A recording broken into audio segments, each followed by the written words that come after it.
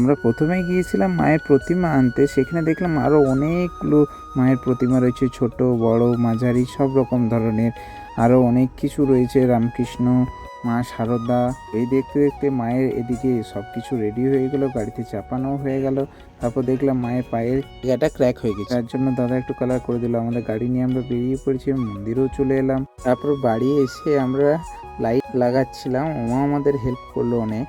তো ওই দেখুন ও শর্ট খাচ্ছে এখন নিজেই। দেখুন লাইটটা লাগানোর পর কত সুন্দর লাগছে, বাড়িটা দেখতে খুবই ভালো লাগছে, আমার তো খুবই ভালো। তারপর আমরা পুজো দিতে গেলাম মন্দির দর্শনে, টুকিটাকি রাস্তার মধ্যেই পড়ে এই মন্দিরটা, সেটাও গেলাম। তারপর মেন মন্দিরে যেখানে আমরা ঠাকুর সকালে নিয়ে এসেছিলাম সেখানে গেলাম। মায়ের প্রতিমাটা খুব সুন্দর সাজিয়েছে।